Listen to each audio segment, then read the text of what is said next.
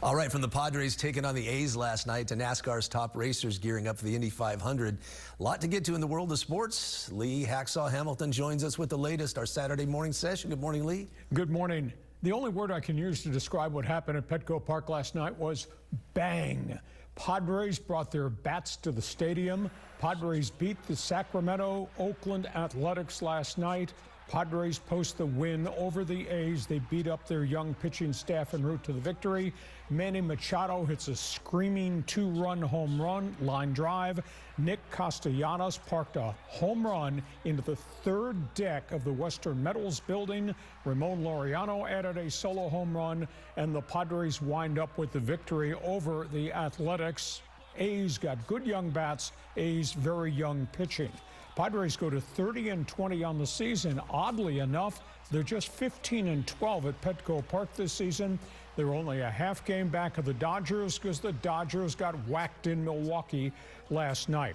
Everybody around the nation is talking about Padre baseball, and the burning question is, how long can they keep this up? The big storyline is the Padre pitching staff, and then the second storyline is obviously the lack of hitting with the bats.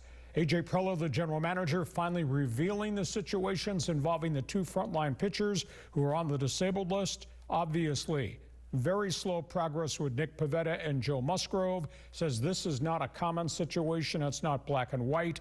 He says they're going to check off every box before they let him get back on the mound, now indicating this is going to take months and might be August at the earliest, and indicating, despite the fact Nick and Joe have been shut down, they're not throwing yet.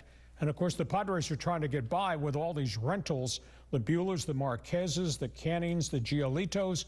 How long can this go on? Padres are still in the pennant race. And by the way, they're doing this with a team batting average that's dead last in the major leagues at .221.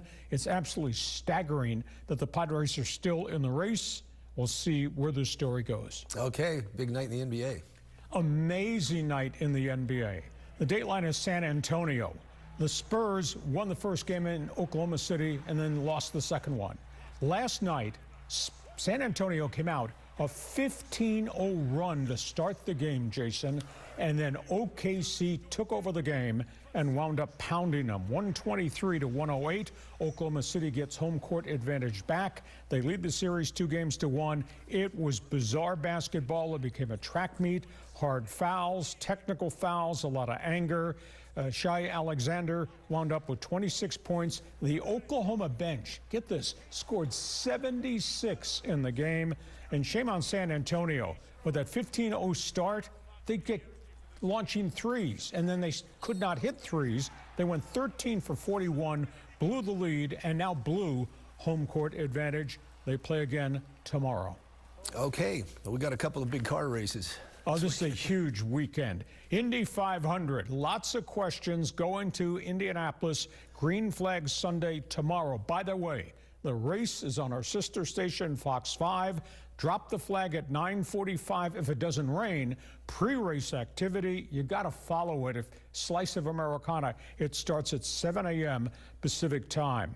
But the big storyline is Alex Palou, who struggled to find speed all week, found speed. He's going to start on the pole. He's the defending Indy 500 champion. The guy next to him on the front row, Alex Rossi, qualified fast, crashed on Monday in practice, has had 2 surgeries trying to fit him for a cast on his hand and a boot for his ankle. He says he's going to drive. How long he holds up remains to be seen. Meanwhile, drivers couldn't find speed, found speed, lost speed, wrecked their cars. Pato Award, the great Mexicans, going to have to start in the middle of the pack in a backup car. Felix Rosenquist, who ran 2:33 the day before qualifying, slipped and only qualified at 2:28. Helio Castroneves, 4-time winner, will start in the middle of the pack. And the 2-time winner, Joseph Newgarden, pushed all the way to the back. He lost control of his car, handling. He's going to wind up starting 24th. So it's a big story there. The other story is the Charlotte 600. NASCAR is in the state of mourning because of the terrible, tragic death of Kyle Busch. Legendary driver, passed away of complications from what is now believed multiple infections in his system. Family has not released details of how he got sick while working in a simulator just in the middle of this past week down in Charlotte. Rushed to the hospital, never recovered. They fear blood clots. They also fear possibly sepsis.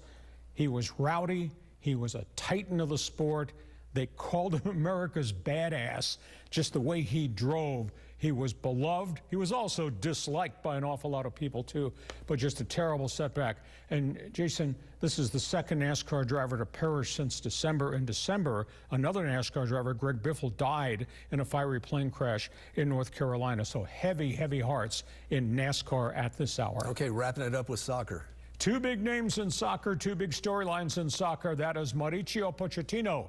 He's the head coach of Team USA Soccer. Jason, on Tuesday, they're going to release the World Cup roster. And the burning question for Mauricio, he's got some injury issues. He's just lost one of his top defenders, Chris Richard, who's gone down with a possible torn ankle ligament playing in England. He may not be on that roster. Another young goal scorer, Gio Reyna, has got continued health problems. And the great mystery, what has happened to their star goal scorer who's not been able to score? Christian Pulisic has gone 28 matches without a goal. The other big story in soccer, legendary Manchester City head coach Pep Guardiola has just suddenly retired, walked away.